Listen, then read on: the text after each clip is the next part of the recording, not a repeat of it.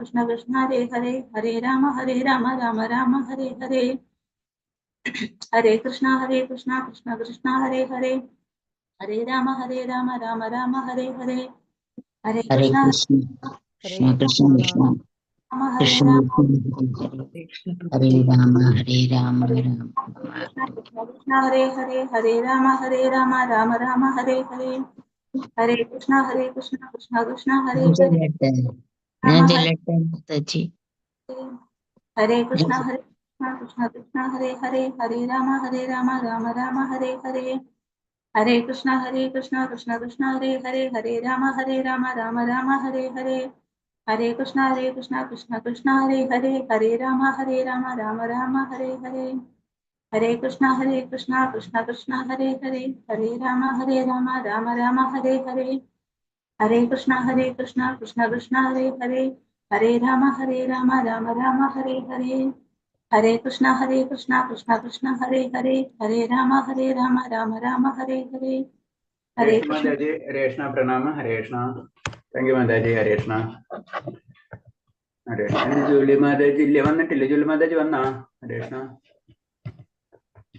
Okay ഹരേഷ്ണ ഓം നമോ ഭഗവതേ വാസുദേവ നമുക്ക് പ്രാർത്ഥനയിലേക്ക് കിടക്കാം ഓം നമോ ഭഗവതേ വാസുദേവായ ഓം നമോ ഭഗവതേ വാസുദേവായ ഓം നമോ ഭഗവതേ വാസുദേവായ ഓം നമോ ഭഗവതേ വാസുദേവായ ഓം നമോ ഭഗവതേ വാസുദേവായ നാരായണം നമസ്കൃത്യം നരം ചൈവ നരോത്തമം ദേവീം സരസ്വതിം വ്യാസം തതോ ജയമുദിരേത് നഷ്ടപ്രായേഷു ഭദ്രേഷു നിത്യം ഭാഗവത സേവയാ ഭാഗവതേ ഉത്തമ ശ്ലോകേ ഭക്തിർഭവതി നഷ്ടകീ മൂകം കരോതി വാചാലം പങ്കും ലംഘയതേ ഗിരി കൃപതമഹം വന്ദേ പരമാനന്ദമാധവം ശ്രീഗുരുദീനതാരിണം ശ്രീചൈതന്യമീശ്വരം അജ്ഞാനതിമിരാന്ധസ്യ ജ്ഞാനാഞ്ജലശലാകയാ ചക്ഷുർമിലിതം യേന തസ്മൈ ശ്രീഗുരുവേ നമഃ ശ്രീചൈതന്യം മനോഭീഷ്ടം സ്ഥാപിതം യേന ഭൂതലേ സ്വയം രൂപകഥാ മഹ്യം തദാതി സഭാന്തികം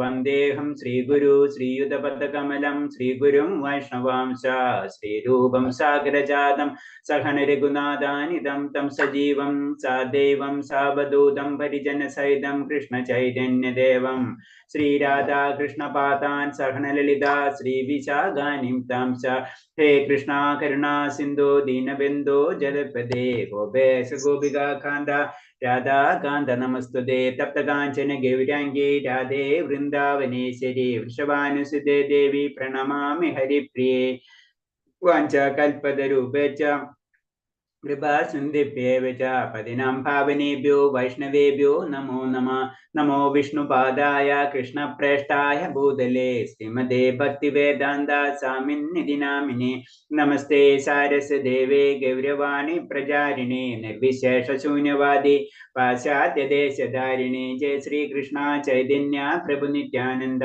ശ്രീ അദ്വൈത ഗദാധര ശ്രീവാസാദി ഗൗരഭക്തവൃന്ദ ഹരേ കൃഷ്ണ കൃഷ്ണ കൃഷ്ണ ഹരേ ഹരേ ഹരേ രാമ രാമ രാമ ഹരേ ഹരേ ഹരേ കൃഷ്ണ കൃഷ്ണ കൃഷ്ണ ഹരേ ഹരേ ഹരേ രാമ രാമ രാമ ഹരേ ഹരേ ഹരേ കൃഷ്ണ കൃഷ്ണ കൃഷ്ണ ഹരേ ഹരേ ഹരേ രാമ രാമ രാമ ഹരേ ഹരേ ഹരേ കൃഷ്ണ പ്രഭാതിക്ക് ജഗുരുദേവ് ജനന്ത കോടി വൈഷ്ണവ ഭക്തർക്ക് ജയ് ഹരേഷ്ണ എല്ലാവർക്കും പ്രണാമം പിന്നെ നമ്മള് ഹരേഷ്ണ ഹരേഷ്ണ വീഡിയോ ഓൺ ചെയ്യാൻ പറ്റുന്ന ഒരു വീഡിയോ ഓൺ ചെയ്തോളൂ ഹരേഷ്ണ. അപ്പൊ നമ്മള് 12ാമത്തെ ശ്ലോകം അല്ലെന്ന് 11 കഴിഞ്ഞല്ലേ 12ാമത്തെ അധ്യായത്തിലെ അതെ അതെ ഇല്ല 11 എടുക്കണം 11 11 കഴിഞ്ഞു 15 കഴിഞ്ഞു 15 കഴിഞ്ഞു 12ാമത്തെ ശ്ലോകം എടുക്കണം. അതിൽ നമ്മള് ജസ്റ്റ് ജനറൽ ആയിട്ട് പറയുമ്പോ 2-3 പോയിന്റ്സ് ആണ് നമ്മൾ പറഞ്ഞത്. എന്തൊക്കെയാണ് നമ്മള് ഭക്തിയിലേക്ക് വരുമ്പോ മെയിൻ ആയിട്ട് നമ്മൾ ഏറ്റവും അറിയേണ്ട നമുക്ക് ഏറ്റവും കൂടുതൽ സംശയങ്ങൾ ഉണ്ടാവുന്ന കാര്യങ്ങളാണ് ഭഗവാൻ അത് കറക്റ്റ് ആയിട്ട് വിശദീകരിച്ചത്. എന്തൊക്കെയാണ് ആരെങ്കിലും ഓർമ്മയുണ്ടാ പറയാൻ പറ്റുമോ? ഇന്നലെ പറഞ്ഞത് ഏറ്റവും നമ്മൾ അറിയേണ്ട ഒരു കാര്യമാണ്. നമുക്ക് എന്ത് ചെയ്യാൻ പറ്റില്ല എന്ത് ചെയ്യണം എന്നൊക്കെ പറഞ്ഞിട്ട് നമ്മൾ ക്ലാസ്സിലെ ഗ്രേഡ് ഒക്കെ തിരിക്കണ പോലെ കാര്യം പറഞ്ഞു തന്നില്ലേ? ആരെങ്കിലും ഒന്ന് പറയാൻ പറ്റുമോ പറഞ്ഞത്? സ്റ്റെപ്പ് ബൈ സ്റ്റെപ്പ് ആയിട്ട് പറഞ്ഞില്ല. ആദ്യം എന്താ പറയുന്നത്? ഭഗവാൻ, അതായത് ഫസ്റ്റ് പറയണത് എന്താണ്? ഒരു സംശയമില്ല, എന്താ പറയുന്നത്? എപ്പോഴും എന്നെ ധ്യാനിച്ച് സർവ്വകർമ്മങ്ങളൊക്കെ എന്നിൽ അർപ്പിക്കുക. അതാണ് ചെയ്യേണ്ടത്, അതാണ് നമ്മൾ എത്തേണ്ടത്. ആ പൊസിഷനിലേക്കാണ് നമ്മൾ എത്തേണ്ടത്. ഇനി അത് ചെയ്യാൻ പറ്റാത്ത ആൾക്കാരെ പറ്റിയാണ് പിന്നെ അടുത്തത് പറഞ്ഞത്. അവിടെ എത്തുമ്പോൾ പറഞ്ഞാണ് നിന്റെ എന്താ മനസ്സ്, നിനക്ക് അതിനെ താഴെ, നിനക്ക് അത്രയും വല്ലാതെ എന്നിൽ അർപ്പിച്ചൊന്നും ചെയ്യാൻ പറ്റുന്നില്ല, ഇങ്ങനെയൊക്കെ വരുന്നെങ്കിൽ നിന്റെ മനസ്സിനെ മനസ്സുറപ്പിച്ച് ബുദ്ധിയെ വ്യാപരിപ്പിക്കുക. അത് കുറച്ചും കൂടെ ഏകീകൃതമാക്കാം. നമ്മളെ മൈൻഡ് ധ്യാനം എന്നൊക്കെ പറയില്ല, നമ്മൾ ആ അവസ്ഥയിലേക്ക് കൊണ്ടുവരാൻ നമ്മൾ ശ്രമിക്കുക. അതും ചെയ്യാൻ പറ്റിയില്ലെങ്കിൽ എന്താ പറയണത്? നിനക്ക് ഭക്തി സാധനകൾ ചെയ്യാം. നമ്മളിപ്പോ ചെയ്യാൻ പറയുന്ന പോലെ തന്നെ സാധനകൾ ചെയ്തു നോക്കാം. നിനക്ക് അങ്ങനെ എന്നിലേക്കുള്ള ആഗ്രഹം നീ വളർത്തിയെടുക്കുക. അതും ചെയ്യാൻ നിനക്ക് പറ്റുന്നില്ലെങ്കിൽ എന്താ ചെയ്യേണ്ടത്? നീ എന്താ ചെയ്യേണ്ടത്? ഇങ്ങനത്തെ ആത്മീയമായിട്ടുള്ള കാര്യങ്ങൾ ചെയ്യുന്ന ആചാര്യന്മാരെയും ഗുരുക്കന്മാരും അതുപോലെ തന്നെ അങ്ങനത്തെ സംഘടന, അവർക്ക് എന്തെങ്കിലും നമ്മളെ കൊണ്ട് ചെയ്യുന്ന കാര്യം, നമ്മുടെ ശരീരം കൊണ്ടാണ് ശരീരം കൊണ്ട്, മനസ്സുകൊണ്ട് അല്ലെങ്കിൽ ധനം കൊണ്ട്, എങ്ങനെയൊക്കെ ചെയ്യാൻ പറ്റുന്ന അവർക്ക് അങ്ങനെ കൊണ്ട് അവരെ കൊണ്ട് സഹായിച്ചു കൊടുക്കുക. നാലാമത്തെ കാര്യം പറഞ്ഞു കൊടുക്കേണ്ടത് അവിടെ നമ്മൾ ചെയ്യണം. അപ്പൊ നമ്മൾ പറയല്ലോ ഭഗവത്, നമുക്കൊന്നും ചെയ്യാൻ പറ്റില്ലെങ്കിൽ നമുക്ക് കൊണ്ട് കൊടുക്കുക, എന്നിട്ട് ആ പ്രോഫിറ്റുകൾ വലിക്കാനും കൊടുക്കുക. അങ്ങനെ പല രീതി, ഏത് രീതിയിലും ഭഗവാന്റെ നാമം പ്രചരിപ്പിക്കാനും ഭഗവാന്റെ കാര്യങ്ങളിൽ പ്രകീർത്തിക്കാനുള്ള കാര്യങ്ങളിൽ ഏർപ്പെടാൻ ശ്രമിക്കുക. ഇനി അതും ചെയ്യാൻ പറ്റിയില്ലെങ്കിൽ എന്താ ചെയ്യാൻ പറയണത്? നീ ജീവകാരുണ്യ പ്രവർത്തനങ്ങളിലും നീയെങ്കിലും ചെയ്യാൻ പറയണത്. ജീവകാരുണ്യ പ്രവർത്തനങ്ങളിലും നീ എന്ന് പറയുന്നത്. അപ്പൊ അതിൽ വരുന്നതാണ് നമ്മളിപ്പോ പറയുന്നത് എല്ലാ കാര്യങ്ങളും. ആശുപത്രിയിലാണെങ്കിലും അതുപോലെ തന്നെ ഇപ്പൊ പറഞ്ഞത് നമ്മളെ സാമൂഹ്യ സേവനം, രാഷ്ട്രീയ സേവനം, ഇതൊക്കെ അതിൽ വരണം. അങ്ങനെയെങ്കിലും നീ ഇത്രയും ഭഗവാൻ പറഞ്ഞു തരുന്നുണ്ട്. ഇനി അടുത്ത പോയിന്റ് പറയുന്നത്, അടുത്ത ശ്ലോകത്തിൽ പറയുന്നത് 12ാമത്തെ ശ്ലോകമാണ്. ശ്രേയോ ഹി ജ്ഞാനാജ്ഞാനം വിശിഷ്യതേ ദാനകർമ്മത ഫലത്യാഗം ത്യാഗാച്ഛാന്തിരനന്തരം. നിനക്ക് പരിശീലിക്കാൻ സാധ്യമല്ലെങ്കിൽ ജ്ഞാനാർജനത്തിന് ശ്രമിക്കുക. ജ്ഞാനത്തെക്കാൾ ശ്രേഷ്ഠമാണ് ദാനം. ദാനത്തെക്കാൾ വിശിഷ്ടം എത്ര കർമ്മഫലങ്ങളെ ത്യജിക്കുക. എന്തെന്നാൽ ത്യാഗത്താൽ മനഃശാന്തി ലഭിക്കും. വീണ്ടും പറഞ്ഞെന്ന് വെച്ച് കഴിഞ്ഞാൽ, വീണ്ടും പറ്റണില്ലെങ്കിൽ നീ എന്താണ് അറ്റ്ലീസ്റ്റ് ജ്ഞാനാർജനം, കൂടുതൽ അറിവ് നേടാൻ, അറിവ് എന്ന് പറഞ്ഞാൽ ആത്മീയമായിട്ടുള്ള അറിവ് നേടാനുള്ള കാര്യങ്ങളില്ലെങ്കിലും നീ ശ്രമിക്കണം എന്ന് പറഞ്ഞു തരാണ്. ഇവിടെ കൃഷ്ണബോധത്തിൽ നിബന്ധനകൾ വഴങ്ങാനാവാത്തവർ ജ്ഞാനാർജനത്തിന് ശ്രമിക്കുകയാണ് വേണ്ടത്. നമുക്ക് കുറെ നിയമങ്ങളും കാര്യങ്ങളും നമുക്ക് ചെയ്യാൻ പറ്റുന്നില്ലെങ്കിൽ നമ്മൾ എന്ത് ചെയ്യുക? ഭഗവാനെ പറ്റി അറിയാനെങ്കിലും നമ്മൾ ശ്രമിക്കുക. അങ്ങനെ അങ്ങനെ ശ്രമിച്ച് നമ്മൾ എന്താ ഭക്തിയിലേക്ക് വരും എന്നാ പറഞ്ഞത്. അപ്പൊ എന്താണ് അവിടെ പറഞ്ഞ? ജ്ഞാനത്തെക്കാൾ ശ്രേഷ്ഠമാണ് ദാനം. അപ്പൊ ജ്ഞാനം കിട്ടി എന്ന് വിചാരിച്ചോട്ട് അത് പരിപൂർണ ആയില്ല. അതിനേലും നല്ലതാണ് ദാനം എന്ന് പറയുന്നത്. ആ ദാനത്തെക്കാൾ വിശിഷ്ടം എത്ര കർമ്മഫലങ്ങളെ ത്യജിക്കുക. അപ്പൊ ആ കർമ്മഫലങ്ങളെ ത്യജിക്കുക. അപ്പൊ ദാനത്തിലേക്കുള്ള ഇമ്പോർട്ടൻസ് ആണ് എന്താണ്? വിരക്തി, അല്ലാതെ വിഡ്രോവൽ. അതാ പറഞ്ഞത്. കാരണം ആ ത്യാഗത്തിൽ നിന്ന് നമുക്ക് ശാന്തി കിട്ടും. അങ്ങനെ പല രീതിയിൽ നമുക്ക് പറഞ്ഞു തന്നിരിക്കുകയാണ്. പിന്നെ അതായത് ഇൻഡയറക്റ്റ് ആയിട്ട് പറഞ്ഞു കഴിഞ്ഞാൽ, വേറെ രീതിയിൽ പറഞ്ഞു കഴിഞ്ഞാൽ, ഒന്നും പറ്റിയില്ലെങ്കിൽ എന്ത് ചെയ്യുക? നമ്മളെ കർമ്മഫലങ്ങളെ നല്ല കാര്യത്തിന് വേണ്ടി ഉപയോഗിക്കാൻ ശ്രമിക്കുക. നല്ല കാര്യങ്ങൾ നമുക്കറിയാം, നമ്മൾ പഠിച്ചിട്ടുണ്ട്. അകർമ്മ, വികർമ്മ, പിന്നെ എന്താണ് കർമ്മ, അകർമ്മ, വികർമ്മ, 3 കാര്യങ്ങൾ പഠിച്ചിട്ടുണ്ട്. നമുക്കറിയാം. കർമ്മം എന്ന് പറയുമ്പോൾ എന്താണ്? നമ്മൾ നല്ല രീതിയിൽ ജീവിക്കുക, അതായത് വൈദിക രീതിയിലുള്ള ജീവിത രീതികൾ, നമ്മളെ പരിശുദ്ധമായിട്ട് നമ്മൾ സാത്വിക ഗുണത്തിലേക്ക് കടക്കേണ്ട രീതിയിലുള്ള കാര്യങ്ങൾ നമ്മൾ ചെയ്തുകൊണ്ടിരിക്കുക. അതാണ് കർമ്മം എന്ന് പറയുന്നത്. പിന്നെ അടുത്തെന്ന് പറഞ്ഞത് എന്താണ്? വികർമ്മം എന്ന് പറയുമ്പോൾ അരുതാത്തത് ചെയ്യുക. അതായത് എക്സാമ്പിൾ കൊലപാതകം, ഇതൊക്കെ നമുക്ക് ചിന്തിക്കാനടക്കാൻ പറ്റില്ല അല്ലെ? അങ്ങനെ ചെയ്യുന്നവരുണ്ട്. അങ്ങനത്തെ മോഷണം, അങ്ങനത്തെ തട്ടിപ്പറി, അങ്ങനത്തെ ഉള്ള ക്രിമിനൽസ് എന്ന് പറയുന്നില്ല. അതൊരിക്കലും നമ്മൾ ചെയ്യാൻ പാടില്ല. അതൊക്കെ നമ്മൾ ഉഗ്രകർമ്മം എന്നാ പറയുന്നത്. അതിൽ എവിടെയും വെച്ച് ചെയ്യാൻ പറ്റില്ല. കർമ്മം ചെയ്തു പോവാ, കുഴപ്പമില്ല. ഇപ്പൊ എക്സാമ്പിൾ പറയണെന്ന് വെച്ച് കഴിഞ്ഞാൽ, ഒരു വ്യക്തി പല രീതിയിൽ ഇപ്പൊ നിരീശ്വരവാദി എക്സാമ്പിൾ പറയാം, അവനേലും ഡേഞ്ചറാണ് ആര്? ഈ മോഷണവും കുറ്റവാളി, അങ്ങനത്തെ ജനറൽ ആയിട്ട് പറയാം. വികർമ്മം ഒരിക്കലും നമ്മൾ ചെയ്യാൻ പാടില്ലാത്ത കർമ്മങ്ങളുണ്ട്. പിന്നെ എന്താണ്? അധർമ്മം എന്ന് പറഞ്ഞാൽ ഭഗവാന് വേണ്ടി കർമ്മങ്ങൾ ചെയ്യുക. അതാണ് ഇതിൽ പറഞ്ഞത്. കർമ്മഫലങ്ങൾ നല്ലൊരു കാര്യത്തിന് വേണ്ടി. അപ്പൊ അത് നല്ലൊരു കാര്യത്തിന് വരുമ്പോ ഇൻഡയറക്റ്റ് ആയിട്ട് ഇപ്പൊ ഇത് പറയുന്നത് എന്താ പറയുന്നത്? ജീവകാരുണ്യ പ്രവർത്തനം, അത് നല്ല കാര്യമാണ് അല്ലെ? ഭഗവാന്റെ ആയിട്ടുള്ള അംശങ്ങളെ നമ്മൾ എന്താണ്? അവരെ സംരക്ഷിക്കുക, അവരെ കാര്യങ്ങൾ ചെയ്യണം. അത് നല്ല കാര്യം തന്നെയാണ്. അപ്പൊ അങ്ങനെയെങ്കിലും നമ്മൾ ചെയ്യാം കർമ്മങ്ങളെ. അപ്പൊ അത് ഇൻഡയറക്റ്റ് ആയിട്ട് എന്താണ്? അതിൽ കർമ്മഫലം ഒന്നുമില്ല. നമുക്ക് ആ ഒരു കാര്യം നമ്മൾ ചെയ്ത് കഴിഞ്ഞാൽ, നമ്മൾ എന്താ പറയുക, ഒരു ജീവകാരുണ്യ പ്രവർത്തനം ചെയ്ത് നമുക്ക് എന്തെങ്കിലും പോക്കറ്റിലിടാൻ കിട്ടും? ഇല്ലേ?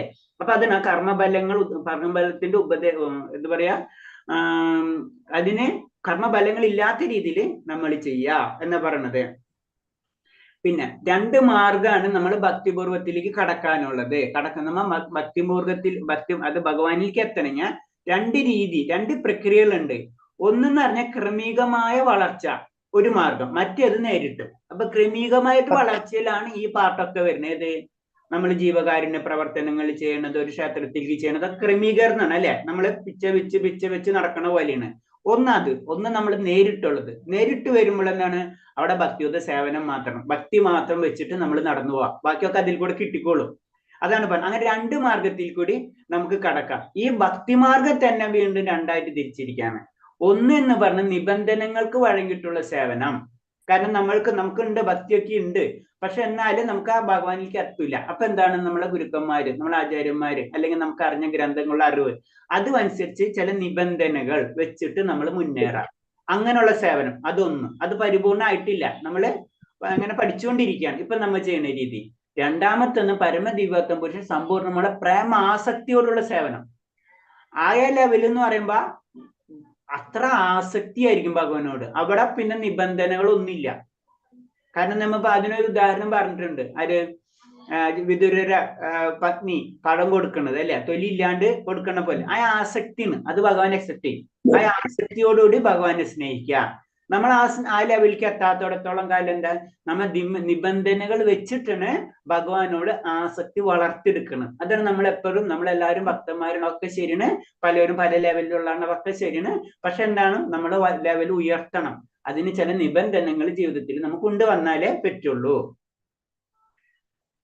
ഓക്കെ, അടുത്ത ശ്ലോകം. അദ്വേഷ്ട സർവഭൂതാനം മൈത്ര കരുണ ഏവജ നിർമ്മമോ നിരങ്കാര സമദുഃഖ സുഖാശമീ സന്തുഷ്ടോ സതതം യോഗി സയദാത്മാ നിർനിശ്ചയ മയ്യർപ്പിത മനോർബുദ്ധിർ യോ മത്ഭക്ത സമാപ്രിയഃ. മാത്സര്യം കൂടാതെ ജീവസത്തുക്കൾക്കും സുഹൃത്തായി, ഒന്നിലും അവകാശവും അഹങ്കാരവുമില്ലാതെ സുഖദുഃഖങ്ങളിൽ സമനില കൈകൊണ്ട് ക്ഷമാശീലിയും സദാ സമൃദ്ധനായവും നിയന്ത്രണാത്മാവും മനസ്സും ബുദ്ധിയെ എന്നിലുറപ്പിച്ച് ദൃഢനിശ്ചയത്തോടെ ഭക്തി സേവനത്തിൽ ഏർപ്പെട്ടിരിക്കുന്ന എന്റെ ഭക്തൻ എനിക്ക് ഏറ്റവും പ്രിയപ്പെട്ടവനാണ്. അപ്പൊ ഭക്തൻ, അപ്പൊ 12ാം അധ്യായത്തില് ഭക്തൻ എന്നാണെന്ന് പറഞ്ഞെന്നുള്ളത് കാര്യം ഭഗവാൻ പറഞ്ഞു. ഇതാണ് ഭക്തൻ. അതാണ് മത്സരം കൂടാതെ എല്ലാ ജീവസത്തുക്കളെയും സുഹൃത്തുന്നുള്ള രീതിയിൽ കാണാന്നുള്ള അവസ്ഥയിലേക്ക്. അതൊക്കെയാണ് ഭക്തി എന്ന് പറയുന്നത് ഭഗവാൻ പറഞ്ഞു തരണം. അങ്ങനെ അനുഷ്ഠിക്കുന്നവനാണ് എനിക്ക് ഏറ്റവും പ്രിയപ്പെട്ടവൻ എന്ന് പറയാണ്. അപ്പൊ അതിനെപ്പറ്റി പറഞ്ഞ, അപ്പൊ അതിലേക്കാണ് നമ്മൾ ഉയരാൻ ശ്രമിക്കുന്നത്. നമുക്ക് ഇതൊക്കെ പെട്ടെന്ന് സാധിക്കില്ല അല്ലെ. നമ്മളെ എല്ലാവരും സുഹൃത്തായിട്ട് കാണാം, അതൊന്നും നമുക്ക് പ്രാക്ടിക്കൽ അല്ല. നമ്മുടെ ചിന്താഗതി അനുസരിച്ച് ഇതൊക്കെ ആവണം. ആ പതുക്കെ ക്ഷമാശീല, ഇതൊക്കെ നമ്മളെന്താണ്, ഇത് ഗ്രാജുവലി ആയിട്ട്.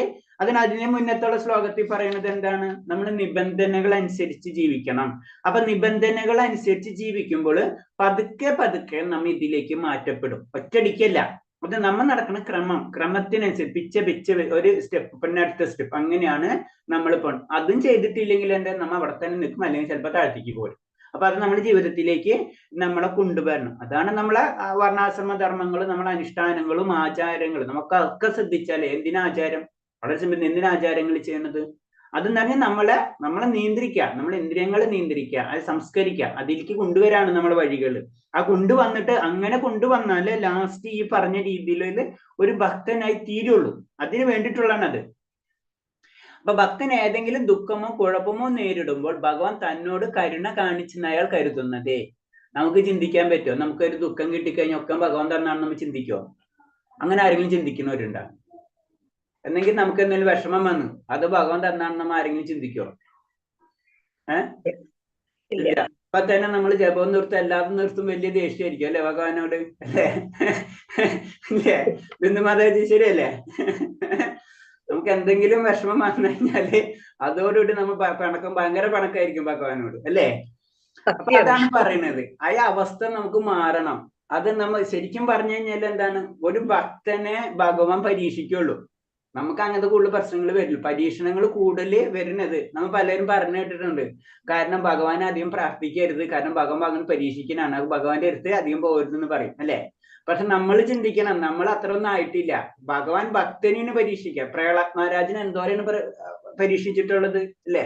അങ്ങനെ ഏതൊരു ഈവൻ പൂന്താനത്തിന് എന്താണ് പരീക്ഷിച്ചിട്ടുള്ളത് അല്ലെ? നമ്മൾ ഏത് കാര്യങ്ങളുണ്ട്, ഏതൊരു വ്യക്തിയെ നമ്മൾ പാണ്ഡവര് ചെറിയ ബുദ്ധിമുട്ടാണ് അവർ അനുഭവിച്ചിട്ടുള്ളത്, സ്വന്തം ഭഗവാൻ തൊട്ടടുത്തുണ്ട്, എന്നിട്ട് അവർക്ക് പരീക്ഷണ ഘട്ടങ്ങളായിരുന്നു. അപ്പൊ പരീക്ഷിക്കുന്നവരും ഭക്തരാണ്. അപ്പൊ ആ ഭക്തൻ, അങ്ങനത്തെ ഭക്തൻ അറിയാം അതൊക്കെ എന്നോടുള്ള ഒരു പരീക്ഷണം, അതൊക്കെ എന്നോട് കരുണയാണ്. ഞാൻ കഴിഞ്ഞ ജന്മത്തിൽ ചെയ്തിട്ടുള്ള പല കാര്യങ്ങളും അത് മാറ്റാൻ വേണ്ടി ഭഗവാൻ തരുന്ന ചെറിയ ചെറിയ കാര്യങ്ങളാണെന്ന് വിചാരിക്കും. അങ്ങനെ എന്ത് പറഞ്ഞ ആ വിഷമത്തെ, ആ ദുഃഖത്തെ പോലും മാറ്റിത്തരാൻ മാറ്റും ആര്, അങ്ങനെ ഒരു സമാധാനിക്കും ഒരു ഭക്തൻ. അത് പറഞ്ഞപ്പോഴാണ് നമ്മളെ ഭീഷ്മദേവര് ശരശയ്ക്ക് എടുക്കണ കഥ അറിയാലോ, ശരശയ്ക്ക് എടുക്കണ കഥ ഉണ്ടല്ല. ശരിക്കും പറഞ്ഞാൽ ഭീഷ്മദേവർക്ക് ശരശയ്ക്ക് എടുക്ക എന്ന് പറഞ്ഞു, അതാണ് നമ്മളെ കർമ്മഫലങ്ങൾ നമുക്ക് കിട്ടും എന്ന് പറഞ്ഞത്. നമുക്ക് ഇന്ന് ദുഃഖം കിട്ടുമ്പോ നമ്മൾ വിചാരിക്കുന്നത് എന്താ ഞാൻ ഇത്രയൊക്കെ ചെയ്തിട്ട്, അതിന് കാരണമുണ്ട്, അതിന്റെ ഒക്കെ പറയല് കാരണമുണ്ട്. ഇപ്പൊ ഭീഷ്മരാജാര് ശരശയ്ക്ക് എടുക്കണത് പറഞ്ഞിട്ടുള്ളതാണ്. കാരണം എന്ന് വെച്ച് കഴിഞ്ഞാല് ഏതോ ഒരു ജന്മത്തില് അദ്ദേഹം ഒരു ഇതായിരുന്നു, ഒരു രാജാവായിരുന്നു. അപ്പൊ എന്താണ് റോട്ടിൽ കൂടെ, അതായത് ഒരു സ്ഥലത്ത് കൂടെ പോകുമ്പോൾ എന്താണ് ഒരു പാമ്പ് ഇഴഞ്ഞു പോകുന്നു. അപ്പൊ അതിന് ബുദ്ധിമുട്ടില്ലാതിരിക്കാൻ വേണ്ടി തന്റെ വടി, അത് കുന്തം കൊണ്ട് എടുത്തിട്ട് കളയും, പുറത്തേക്ക് എറിയും. ആ പുറത്തേക്ക് എറിയുന്ന സമയത്ത് അത് മറ്റുള്ളവർ ഉപദ്രവിക്കാൻ വേണ്ടിയാണ് ചെയ്യുന്നത്. പക്ഷെ എന്താണ് സംഭവിക്കുന്നത്, എന്താണ് അത് ചെന്നിട്ട് നിറയെ മുള്ളുള്ള സ്ഥലത്ത് ചെന്ന് വീഴും. മനസ്സിലായില്ലേ? അതാണ് പറഞ്ഞു, നമ്മ അറിഞ്ഞോ അറിയാതെ കർമ്മങ്ങൾ ചെയ്തു കഴിഞ്ഞാൽ നമ്മൾ അനുഭവിക്കുമെന്ന് പറഞ്ഞതിന്റെ കാരണം അതാണ്. അപ്പൊ ഒരു ഭക്തന് ഇതറിയാം, ഞാൻ ചെയ്ത അറിഞ്ഞോ അറിയാതായിട്ടുള്ള പല കർമ്മങ്ങൾ കൊണ്ടാണ് എനിക്കത് അനുഭവിക്കേണ്ടി വരുന്ന അറിയാം. അതാണ് പറയുന്നത്, അത് കരുണ കാണിച്ചു എന്നയാൾ. കാരണം ഞാൻ ശുദ്ധീകരിക്കപ്പെടാണ് ഞാൻ. അങ്ങനെയാണ് എപ്പോഴും ഒരു ഭക്തന്റെ അവസ്ഥ എന്ന് പറയുന്നത്. എന്നാലും ഒരിക്കലും ഭഗവാനെ വിടുകയില്ല. ക്ഷമാശാലിയായ ഭക്തൻ ഭഗവത് കാരുണ്യത്തിൽ എന്ത് കൈവരുന്നോ അതുകൊണ്ട് സംതൃപ്തനാണ്. ഭഗവാന്റെ കാരുണ്യത്തിൽ എന്ത് കിട്ടിയാലോ അതിൽ സംതൃപ്ത അവസ്ഥയിലേക്ക് എപ്പോഴും ഭക്തൻ പോകും. ആധ്യാത്മിക ഗുരുവിൽ നിന്ന് ലഭിച്ച ഉപദേശങ്ങൾ ഉറച്ചു നിൽക്കുന്നതുകൊണ്ട് അയാൾ ഒരു തികഞ്ഞ യോഗിയുമായിരിക്കും. അപ്പൊ യോഗി എന്ന് പറയുമ്പോൾ എന്താണ്? ഭഗവാനുള്ള അടുപ്പം അല്ലെ? നമ്മൾ അങ്ങനെ ചിന്തിച്ചാൽ മതി. അപ്പൊ എന്താണ്? അത് എപ്പോഴും ഭഗവാനെ വിട്ടിട്ടുള്ള ഒരു കാര്യത്തിന് ആ വ്യക്തി നിൽക്കില്ല. കാരണം ആത്മീയ ഗുരു അങ്ങനെയാണ് പറയുന്നത്. നമുക്ക് പലതരം പരീക്ഷണങ്ങൾ ഉണ്ടാവും, നമ്മൾ അത് എപ്പോഴും ഉറച്ചു നിൽക്കണം എന്ന് പറയുന്നതാണത്.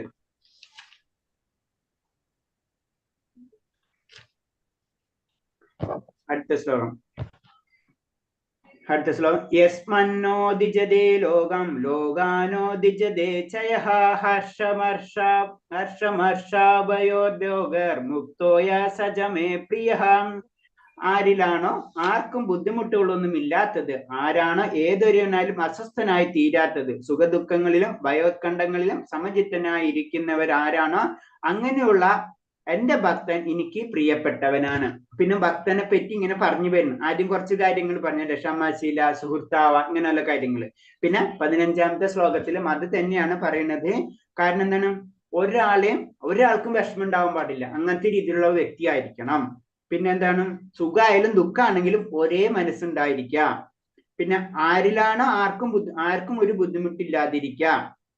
ഇങ്ങനെയുള്ള ഭക്തൻ എനിക്ക് ഏറ്റവും പ്രിയപ്പെട്ടവനാണ്. അപ്പൊ നമ്മളൊക്കെ ഈ പതുക്കെ ഈ ലെവലിലേക്ക് എത്തണം. എന്നാലേ നമ്മൾ പ്യുവർ ഡിവോട്ടി എന്ന് പറഞ്ഞാൽ അതാണ് പരിശുദ്ധ ഭക്തൻ. ആ അവസ്ഥ, അതായത് വിശുദ്ധ സത്വഗുണം. നമ്മൾ 3 ഗുണത്തിലെ ഏറ്റവും നല്ല ഗുണമാണ് സത്വഗുണം എന്ന് പറഞ്ഞു. ആ സത്വഗുണത്തിന്റെ അപ്പുറത്തേക്ക് വിശുദ്ധ സത്വഗുണത്തിലേക്ക് എത്തുമ്പോഴോ നമുക്ക് ഇങ്ങനത്തെ ക്വാളിറ്റികൾക്ക് വരുള്ളൂ. അപ്പൊ അതിനാണ്, അപ്പൊ അത് കഴിഞ്ഞിട്ടാണ് ശരി ആ വിശുദ്ധ സത്വഗുണത്തിൽ എത്തുമ്പോഴാണ് പിന്നെ പ്രേമഭക്തിയൊക്കെ വരുന്നത്. അവിടെയാണ് നമുക്ക് വീണ്ടും വെറൈറ്റികൾ വരുന്നത്. നമുക്ക് ദാസ്യരൂപത്തിൽ വേണോ, അല്ലെങ്കിൽ പ്രേമരൂപത്തിൽ വേണോ, മാധുരസം വേണോ, അല്ലെങ്കിൽ ദാസ്യരസം വേണോ, അല്ലെങ്കിൽ സുഹൃത്ത് സാഖ്യരസത്തിൽ വേണോ, അല്ലെങ്കിൽ ആത്മനിർഭർ, അങ്ങനെ പലതരം രസങ്ങളുണ്ട്. ഏത് രസത്തിലും നമുക്ക് കടക്കാൻ പറ്റും. ഭീഷ്മദേവരെ ഞാൻ പറഞ്ഞിട്ടുണ്ട്. ഭീഷ്മദേവര് ശരിക്കും ഭഗവാന്റെ എന്താ പറയാ, എന്ത് രസമാണ് ഭഗവാന്റെ ഇഷ്ടപ്പെട്ട രസം ആരെങ്കിലും അറിയാം? ഞാൻ പറഞ്ഞിട്ടുണ്ടെന്ന് തോന്നുന്നത്. ഭഗവാന്റെ വീര്യരസം കാണാൻ ആരാഗ്രഹിച്ചിരുന്നു? ഭീഷ്മദേവരെ ആഗ്രഹിച്ചിരുന്നു. അങ്ങനെ അത് വീര്യരസം കാണിച്ചു കൊടുക്കുന്നതാണ് കുരുക്ഷേത്ര യുദ്ധത്തിൽ ഭഗവാൻ ആയുധെടുക്കുന്നത്. ഹരേ കൃഷ്ണ. അപ്പൊ പറഞ്ഞു വരുന്നത്, മറ്റുള്ളവരിൽ ഒരു തരത്തിലും ഭയത്തിന് ഇടവരുത്താത്തവനും ആരാലും വ്യാകുലനായി തീരാത്തവനും സന്തോഷം, കോപം, ഭയം എന്നിവയിൽ നിന്ന് മുക്തനായിരിക്കുന്ന ഭക്തൻ എനിക്ക് ഏറ്റവും പ്രിയപ്പെട്ട ആ ശ്ലോകം തന്നെയാണ്. കാരണം എന്താണ്? നമ്മൾ എപ്പോഴും ഒരു ഭക്തനായി വരുമ്പോൾ നമുക്ക് ആരെയും വിഷമിക്കേണ്ട രീതിയിലുള്ള സംസാര ദോഷതൊന്നും നമ്മൾ ചെയ്യാൻ പാടില്ല എന്ന് പറയുന്നത്. അപ്പോഴാണ് ഒരു ഭക്തനായി മാറുള്ളൂ എന്ന് പറയുന്നത്. അടുത്ത ശ്ലോകം 16. അന്യാഭേഷസുചിർദർശ ഉദാസീനോ ഗതാവൃതഃ സർവാരംഭ പരിത്യാഗി യോ മദ്ഭക്ത സമാപ്രിയഃ. സാധാരണ കർമ്മങ്ങളെയും ഒന്നിനെയും ആശ്രയിക്കാത്തവനും വിശുദ്ധനും നിപുണനും ഉത്കണ്ഠ വൃദ്ധ എന്നിവയില്ലാത്തവനും ബലം ഉദ്ദേശിച്ച് പ്രവർത്തിക്കാത്തവനുമായ എന്റെ ഭക്തൻ എനിക്ക് ഏറ്റവും പ്രിയപ്പെട്ടവനാണ്. വീണ്ടും ആ ഭക്തന്റെ വീണ്ടും അടുത്ത കുറേ 1, 2, 3, 4, 5, 6, 7 അങ്ങനെ കുറെ പോയിന്റ്സുകൾ പറഞ്ഞു തരാണ് ഭക്തനെ പറ്റി. പിന്നെ എന്താണ്? ഒന്നിനെയും ആശ്രയിക്കാത്തവനും വിശുദ്ധൻ നിപുണൻ, പിന്നെ എന്താണ്? ബലങ്ങൾ ഉദ്ദേശിച്ച് പ്രവർത്തിക്കാത്തവൻ. ഇങ്ങനെയുള്ള ഭക്തനാണ് എനിക്ക് ഏറ്റവും ഇഷ്ടപ്പെട്ടതെന്ന് ഭഗവാൻ പറയാണ്.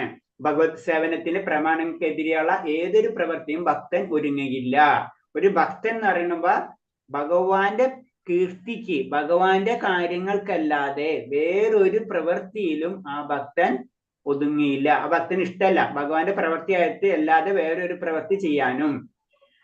പിന്നെ അത് പറഞ്ഞു നമ്മൾ. അടുത്ത ശ്ലോകം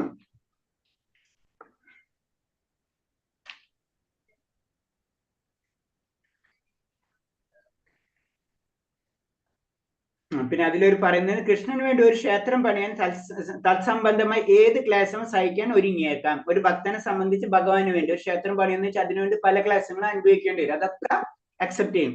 പക്ഷെ സ്വന്തം ബന്ധുക്കൾക്ക് വേണ്ടി മണിമന്ദിരം നിർമ്മിക്കുകയില്ല. അപ്പൊ അതാണ് ഭൗതികമല്ല ആത്മീയമായിട്ടുള്ള കാര്യങ്ങൾക്കായിരിക്കും ഒരു ഭക്തന് എപ്പോഴും ആഗ്രഹം ഉണ്ടാവുക എന്ന് പറയുന്നത്. പിന്നെ പറഞ്ഞ ജീവിതത്തിലെ എല്ലാ പ്രവർത്തനങ്ങളുടെ സാരം അറിയുന്നത് കൊണ്ട് നമ്മുടെ ജീവിതത്തിന്റെ ലക്ഷ്യം, നമ്മുടെ ജീവിതം എന്താണെന്നും നമ്മുടെ കഴിഞ്ഞ ജന്മം എന്താണെന്നും ഈ ജന്മം എന്താണെന്നും ഒക്കെ അറിയുന്ന കാരണം കൊണ്ട് അദ്ദേഹം അറിയുന്നത് കൊണ്ടും പ്രാമാണിക ഗ്രന്ഥങ്ങളിൽ ഉറച്ച വിശ്വാസമുള്ളത് കൊണ്ടും ഭക്തൻ നിപുണനായിരിക്കും. കാരണം എല്ലാ ആത്മീയമായിട്ടുള്ള ഗ്രന്ഥങ്ങളില് അറിവുണ്ടാവും, അതിൽ ഉറച്ച വിശ്വാസം ഉണ്ടാവും.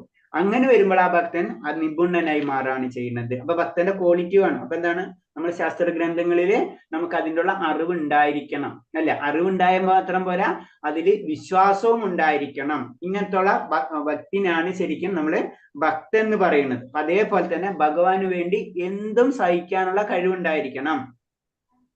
അപ്പൊ അതാണ് പറയുന്നത്. അപ്പൊ അതിന് പറഞ്ഞ ക്ഷേത്രം, ഭഗവാന് വേണ്ടി ക്ഷേത്രം പണിയാൻ വേണ്ടി പലതരം പ്രശ്നങ്ങൾ നമുക്ക് സംഭവിക്കാം, അല്ലെ? ഇപ്പൊ അങ്ങനെ വരുന്നത് അതൊക്കെ അത് ഭഗവാന് വേണ്ടി സഹിക്കും എന്നുള്ള രീതിയിലായിരിക്കും ഭക്തന്റെ ഒരേ കാര്യങ്ങൾ എന്നാ പറയുന്നത്. അടുത്ത ശ്ലോകം. യോ നാഹൃഷ്യന്തി നാദോഷ്ടി നാസോയജിന കാംക്ഷതി ശുഭാശുഭ പരിത്യാഗി ഭക്തിമാൻ യാ സമാപ്രിയഃ. സന്തോഷിക്കുകയോ ദോഷിക്കുകയോ ദുഃഖിക്കുകയോ ആഗ്രഹിക്കുകയോ ചെയ്യാത്തവനും ശുഭങ്ങളെയും അശുഭങ്ങളെയും ത്യജിച്ചവനുമായ ഭക്തൻ എനിക്ക് അത്യന്തം പ്രിയനാണ്. വീണ്ടും പറയുന്നതാണ്. ഞാൻ പറഞ്ഞില്ല കുറെ പോയിന്റ്സുകളുണ്ട് ഭക്തനെ പറ്റിയിട്ടുള്ള. അതിൽ 17ാമത്തെ ശ്ലോകം അത് തന്നെയാണ്. കാരണം എന്ന് വെച്ച് കഴിഞ്ഞാൽ സന്തോഷിക്കില്ല, ദേഷിക്കില്ല, ദുഃഖിക്കില്ല, ആഗ്രഹിക്കില്ല, പിന്നെ ശുഭങ്ങളും അശുഭങ്ങളും ത്യജിച്ചവനും. ശുഭായാലും അശുഭങ്ങളും അത് രണ്ടിനും ജപിച്ചെങ്കിൽ ശുഭവും വേണ്ട അശുഭവും വേണ്ട, അത് രണ്ടിൻ്റെത്. അതാണ് സർവധർമ്മ പരിത്യജ എന്ന് ഭഗവാൻ പറഞ്ഞു. അതാണ് എല്ലാ ധർമ്മങ്ങളെയാണ് പരിത്യജിക്കാൻ പറഞ്ഞത്. അപ്പൊ ആ അവസ്ഥന് മനസ്സിലായി, ആ അവസ്ഥയിൽ എത്തുമ്പോഴാണ് ഒരു ഭക്തനാവുക. ആ ഭക്തനായിരിക്കും ഭഗവാന് ഏറ്റവും പ്രിയപ്പെട്ടവെന്ന് പറയുന്നത്.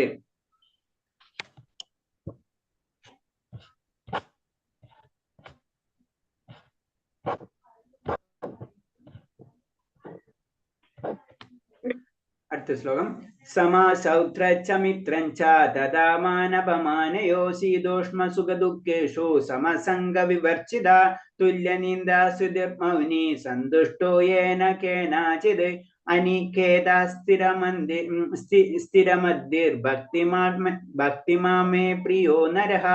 ശത്രുക്കളും മിത്രങ്ങളും സമഭാവനയോടെ മാനവഭാവങ്ങൾ, ശീതോഷ്മങ്ങൾ, സുഖദുഃഖങ്ങൾ, ആദരവും അനാദരവും, യശസ്, ദുഷ്കൃതി എന്നീ ദ്വന്ദ്ങ്ങൾ ഓരോ വിധം കൈകൊണ്ട് അസക്ത സംഘങ്ങളിൽ നിന്ന് എല്ലായ്പ്പോഴും മുക്തനും മൗനിയും ജ്ഞാനത്തിൽ ഉറച്ചവനും സദാ സമൃദ്ധനുമായി ഗാർഹ്യബോധം ഉപേക്ഷിച്ച് ഭക്തി സേവനത്തിൽ ഏർപ്പെട്ടിരിക്കുന്ന ഭക്തൻ എനിക്ക് എത്രയും പ്രിയപ്പെട്ടവനാണ്. വീണ്ടും ഭഗവാൻ പറയാണ്. കാരണം എന്താണ്? ശത്രുക്കളെയും മിത്രങ്ങളെയും സമഭാവന, അല്ലെ? നമുക്ക് ചിന്തിക്കാൻ പറ്റും നമ്മളെ ശത്രുക്കളെ മിത്രങ്ങളും ഒരേപോലെ കാണാൻ പറ്റും. അത് ആ അവസ്ഥ എത്തുമ്പോ അവർക്ക് കാണാൻ പറ്റുന്ന പറയുന്നത്. പിന്നെന്താ? അപമാനം. ഒരാൾ നമ്മളെ അപമാനിച്ചാലും പിന്നെ നമ്മൾ മനം തന്നാലും ഇതൊന്നും നമ്മളെ ബാധിക്കില്ല. വലിയ വലിയ ആചാര്യന്മാര് നമ്മൾ ചെന്ന് അവരെ നമസ്കാരം ചെയ്താലും കുഴപ്പമില്ല, നമസ്കരിച്ചാലും കുഴപ്പമില്ല, നമസ്കാരം ചെയ്ത് അയൊക്കെ അവസ്ഥയിലേക്ക് എത്തും നമ്മള്. അതുപോലെ സുഖമായാലും ദുഃഖമാണെങ്കിലും ആദരവാണെങ്കിലും അനാദരവാണെങ്കിലും യശസ് ആണെങ്കിലും ദുഷ്കൃതിയാണെങ്കിലും എന്നീ ദ്വന്ദ്ങ്ങൾ ഒരേ വിധം കൈക്കൊണ്ട്. കാരണം ഇതെന്താ കാരണം, നമുക്കത് ഇതൊക്കെ എന്താ പറയണത്, ഇതൊക്കെ ശരീരത്തിനായിട്ട് ബന്ധപ്പെട്ടതാണ്. അതാണ് അതിന്റെ പ്രത്യേകത. ഭക്തൻ എന്ന് പറഞ്ഞാൽ ആത്മാവായിട്ടാണ് മാത്രം ബന്ധമുള്ളൂ, അല്ലെ ആത്മാവ് എന്നുള്ള തിരിച്ചറിവ് വരികയാണ്. അപ്പൊ ആത്മാവിന് ഈ ശരീരമായിട്ടുള്ള യാതൊരു കാര്യത്തിനും ബന്ധമില്ല. ഇതൊക്കെ എന്താണ്, നശ്വരമാണ് അല്ലെ. കുറച്ചു പേർക്ക് ദുഃഖം ഉണ്ടാവും, പിന്നെ അത് സന്തോഷമാവും, സന്തോഷം പിന്നെ ദുഃഖം, ഇതൊക്കെ അങ്ങോട്ടും ഇങ്ങോട്ടും മാറി മറിഞ്ഞുകൊണ്ടിരിക്കുകയാണ്. എപ്പോഴും ആ ചൈതന്യം ആനന്ദം പരമാനന്ദത്തിൽ നിൽക്കുകയാണ് എപ്പോഴും ആത്മാവ് എന്ന് ഒരു ഭക്തൻ തിരിച്ചറിയുന്ന ഒരു അവസ്ഥ. അപ്പൊ ബാക്കിയുള്ളതൊന്നും ബാധിക്കില്ല. കാരണം ഞാൻ ശരീരമല്ല, ഞാൻ ആത്മാവാണെന്ന് എന്ന് മനസ്സിലാവണ്. അന്ന് എന്താ സംഭവിക്കുന്നത്, ഈ ശരീരത്തിനായിട്ടുള്ള ബന്ധമുള്ള കാര്യങ്ങളിലേക്ക് യാതൊരു അറ്റാച്ച്മെന്റും ഉണ്ടാവില്ല വ്യക്തിക്ക്. ഇതൊക്കെ ശരീരത്തിന്റെ ആണ്. അത് നമുക്ക് മനസ്സിലാവണം. ഇപ്പൊ നമ്മള് സാധാരണ രീതിയില് നമ്മളിപ്പോ ഒരു ട്രെയിൻ യാത്ര പോകണം. അപ്പൊ ട്രെയിനിൽ യാത്ര പോയിക്കൊണ്ടിരിക്കണം നമ്മൾ. അപ്പൊ ചില ശാരീരികമായിട്ടുള്ള ബുദ്ധിമുട്ടുകൾ ഉണ്ടാവും അല്ലേ. നമ്മൾ ചിന്തിക്കുകയാണ് നമ്മള് ജീവിതം മുഴുവനും ട്രെയിനിലും ആണെന്നും നമ്മളെ ശരീരം മുഴുവൻ ഇങ്ങനെ വിഷമിച്ചിരിക്കാൻ നമ്മൾ ചിന്തിച്ചു കഴിഞ്ഞാലോ നമുക്ക് എന്ത് കാര്യം മനസ്സിലായി, ട്രെയിൻ എന്ന് പറഞ്ഞത് നമുക്ക് പോകാനുള്ള ഒരു വണ്ടിയാണ്. നമ്മൾ ഇറങ്ങി കഴിഞ്ഞാൽ അത് കഴിഞ്ഞു, അത്രേ ഉള്ളൂ അതിന്റെ കാര്യം. എന്നത് പറഞ്ഞ പോലെ ശരീരം വേറെ ഞാൻ വേറെ എന്നുള്ള ഒരു അവസ്ഥ എന്ന് തിരിച്ചറിയും. അപ്പോഴാണ് ആ വ്യക്തിനെ ഭക്തൻ എന്ന് പറയാൻ പറ്റുള്ളൂ എന്ന് പറയുന്നത്. അപ്പൊ ആ വ്യക്തിക്ക് ഉണ്ടാവുന്ന ഗുണങ്ങളാണ് ഇങ്ങനെയൊക്കെ വരുമ്പോ ആ വ്യക്തിക്ക് തിരിച്ചറിവ് വരാണ് ഞാൻ ശരീരമല്ല, ഞാൻ ആത്മാവെന്ന്. അപ്പൊ അത് തന്നെയാണ് പറഞ്ഞത്, ശത്രു മിത്ര മാന അപമാനം തണുപ്പ് ചൂട് സുഖം ദുഃഖം എന്നിവയിൽ സമഭാവനയുള്ളവനാണ് ഭക്തൻ. കൃഷ്ണബോധത്തോടെ ഭക്തിയുത സേവനത്തിൽ ഏർപ്പെടുന്നവന് വിശിഷ്ട ഗുണങ്ങൾ വളർത്താൻ സ്വാഭാവികമായി സഹായിക്കും. അടുത്ത പോയിന്റ്, ഇതൊക്കെ നമ്മളെ ജനറൽ ആയിട്ട് പോയിന്റ്. ഇവിടെ ഇങ്ങനെയൊക്കെ ആവുമ്പോഴാവും നമ്മൾ ഭക്തനായി മാറുള്ളൂ. പക്ഷെ ഇത് നമുക്ക് ആഗ്രഹം ഉണ്ടായിട്ട് കാര്യമില്ല. നമുക്ക് ഇതൊക്കെ വേണമെന്നൊക്കെ ആഗ്രഹമുണ്ട് അല്ലെ. ശത്രുക്കളെ മിത്രങ്ങളെ മാന അപമാനം ഒരാൾ നമ്മളെ ഇത് ചെയ്താലൊക്കെ. പക്ഷെ ഇത് പ്രാക്ടിക്കൽ ആക്കണമെങ്കിൽ നമ്മൾ എന്താ ചെയ്യേണ്ടതെന്ന് പറയുന്നത്, നമ്മൾ എന്താണ് ഭക്തിയുത സേവനം, ഭഗവാന് വേണ്ടി പല കാര്യങ്ങളും ചെയ്തുകൊണ്ടിരിക്കുക. അപ്പോൾ ഇങ്ങനത്തെ ആയിട്ടുള്ള വിശിഷ്ട ഗുണങ്ങൾ നമ്മളിൽ തന്നെത്താനെ വളർന്നു വരും എന്നാ പറയുന്നത്. അത് ചിലപ്പോൾ ഒരു ദിവസം കൊണ്ട് 2 ദിവസം കൊണ്ട് ഇന്ന് സ്വിച്ചിട്ട പോലെ ഭക്തി കിട്ടൂല, സ്വിച്ചിട്ട പോലെ നമുക്ക് ഇങ്ങനെ വിശിഷ്ട ഗുണങ്ങളും കിട്ടൂല. അതിന് ക്രമമായ വളർച്ച എന്ന് പറയും. ക്രമമായിട്ട് നമ്മൾ വളർന്നു വരും. അത് പറഞ്ഞപ്പോൾ എല്ലാവരും നാമം ജപം സ്റ്റാർട്ട് ചെയ്താ ഹരേഷ്ണ? നാമജപം സ്റ്റാർട്ട് ചെയ്താ ഹരേഷ്ണ? നാമം ജപിക്കാറുണ്ട്, ദിവസവും നാമം ജപിക്കാറുണ്ട്. ഹരേഷ്ണ മാതാജി. പിന്നെ എത്ര പേര് നാമം ജപം ചെയ്യുന്നത്? 4 പേരായാ? ജപിക്കുന്നുണ്ട് പ്രഭുജി. 16 വരെ ജപിക്കുന്നവരാരുള്ളത്? ഞാൻ ജപിക്കുന്നുണ്ട്. ഹരേഷ് മാതാജിയുടെ പേരെന്താ? ശ്രുതി. ശ്രുതി മാതാജി 16 വരെ ജപിക്കുന്നു. ഹരി ബോൽ. ഓക്കെ. ഞാനും 16 ശോഭന മാതാജും 16. പിന്നെ ആര് 16? ഒന്ന് ശോഭന മാതാജി. പിന്നെ ആര് പറഞ്ഞല്ലേ പേര്? ശ്രുതി മാതാജി. ഹരേഷ്ണ. ഓക്കെ, 16. പിന്നെ 8 കൂടുതൽ ജപിക്കുന്നവരാരെങ്കിലും ഉണ്ടാ? മാതാജി ബാക്കി ആരെങ്കിലും? 8. 10 ജപിക്കുന്നുണ്ട്. 10. മാതാജി പേരെന്താ? രാജി തുളസിദാസ്. രാജി തുളസിദാസ്. ഹരിബോൾ. 8 അല്ലേ? 8 10 നാമം ജപിക്കുന്നുണ്ട്. ഹരേഷ്ണ. ഇനി 4 കൂടുതൽ ജപിക്കുന്നവരാരെങ്കിലും ഉണ്ടാ? ചില ദിവസങ്ങളിലുണ്ട്. ഓക്കെ, ചില ദിവസങ്ങളിൽ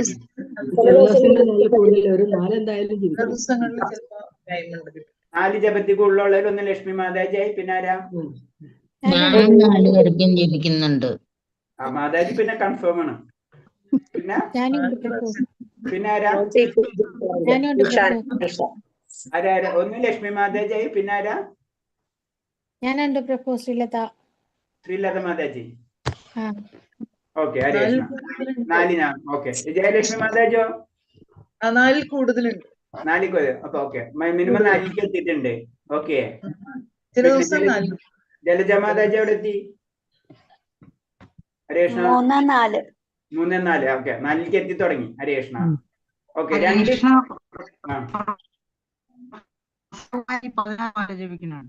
ആരാ ആരാ?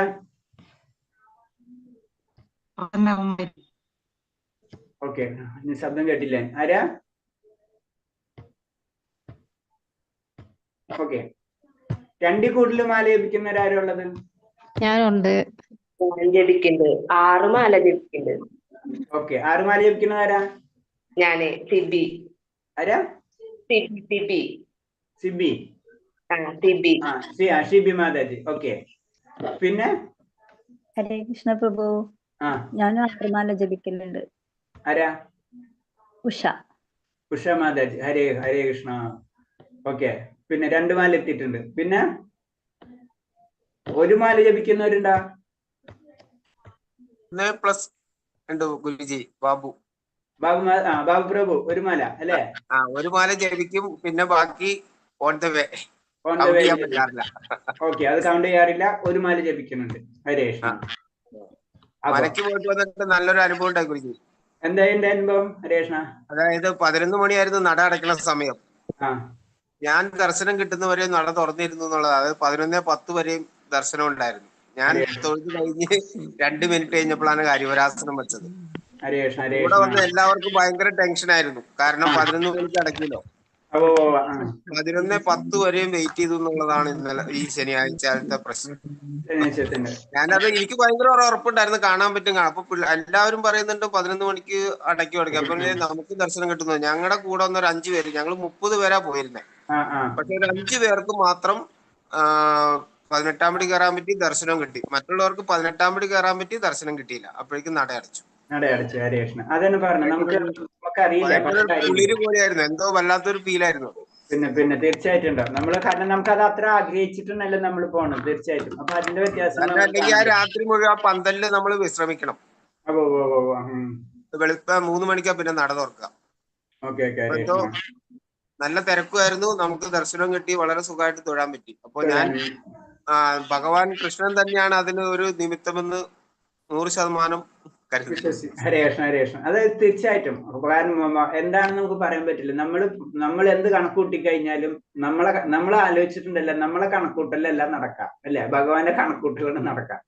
അയ്യോ, ഒരു മനസ്സിൽ നമ്മൾ ഉറപ്പിച്ചു കഴിഞ്ഞാൽ പിന്നെ നമുക്ക് അധികം വിഷമം ഉണ്ടാവില്ല. നമ്മളിങ്ങനെ കുറെ കണക്കൂട്ടും, അത് നടക്കേണ്ട നമുക്ക് വിഷമം വരും. പക്ഷെ നമ്മൾ ചിന്തിക്കുക, ഇതിന്റെ കണക്കൂട്ടലും മുകളിലെല്ലാം കണക്കൂട്ടി വെച്ചിട്ടുണ്ട്.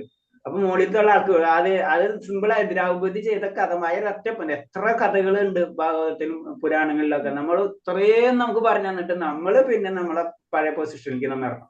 മനസ്സിലായി? അതാണ് കുഴപ്പം.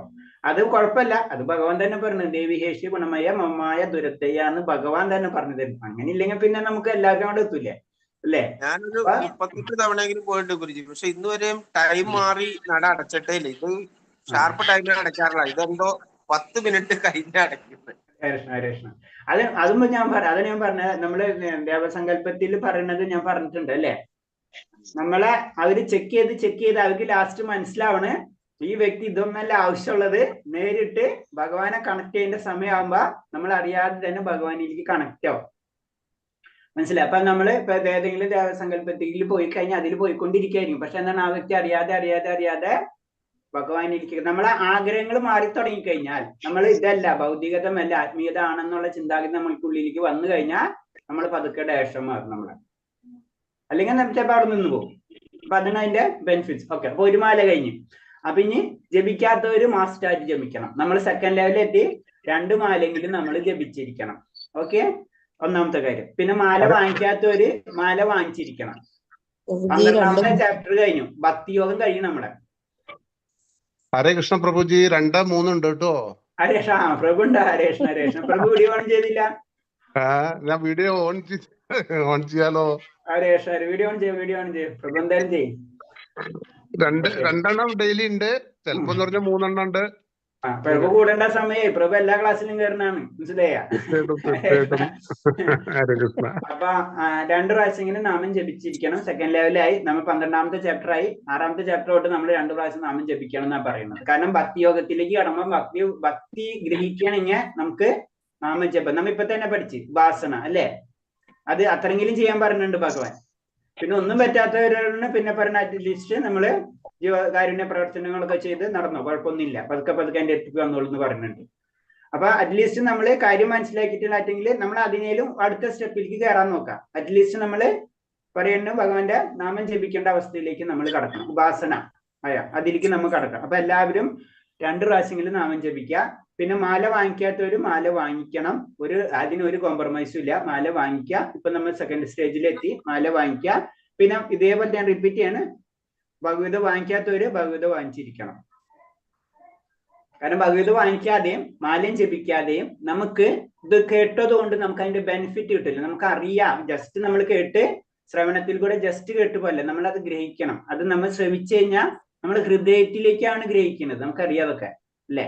അപ്പൊ ഹൃദയത്തിൽ എത്തണമെങ്കിൽ ആ ഹൃദയത്തിലുള്ളത് ആരാണ്? പരമാത്മാവ്, ഭഗവാനുള്ളത്. അവിടേക്ക് എത്തണമെങ്കിൽ അതൊന്ന് ശുദ്ധീകരിക്കണം, ആ ഹൃദയ സ്ഥലം. എന്നാലോ നമുക്ക് കേൾക്കുന്ന സാധനം അവിടെ ഇരിക്കുള്ളൂ. അപ്പൊ അത് കാരണം കൊണ്ടാണ് നാമജപത്തിന്റെ ഇമ്പോർട്ടൻസ് പറയുന്നത്. ഹരേ കൃഷ്ണ. ഹരേ കൃഷ്ണ പ്രഭുജി. മറ്റേ നീമിന്റെ മാലയാണ് ജപിക്കാനുള്ളത്, അത് കുഴപ്പമില്ലല്ലോ? ഇല്ല. ഇനിഷ്യൽ സ്റ്റേജിൽ നമുക്ക്, ഞാനത് പറഞ്ഞില്ല, ഇനിഷ്യൽ സ്റ്റേജിൽ നമുക്ക് നീമിന്റെ മാല തന്നെ ജപിച്ചാൽ മതി. നമുക്ക് കുറച്ച് ദിവസം കഴിഞ്ഞ് നമ്മള് വാങ്ങിച്ചപ്പോ ഫ്രീ കിട്ടിയതാ കർക്കിടക മാസത്തിലെ ഭഗവത്ഗീത ജയപതാക സ്റ്റോറിന്ന് വാങ്ങിച്ചപ്പോ. അതെ. അത് തന്നിട്ടുണ്ടായിരുന്നു.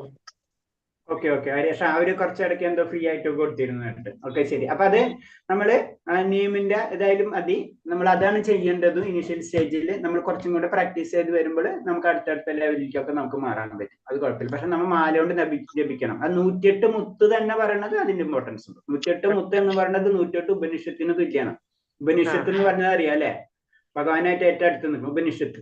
അപ്പൊ എന്താണ് നയിക്കണം, അതിലേക്ക് നയിക്കണാണ്. അപ്പൊ എന്താണ് സംഭവിക്കുന്നത്? ഈ 108 ഉപനിഷത്തിൽ ഇല്ലാത്തതൊന്നുമില്ല.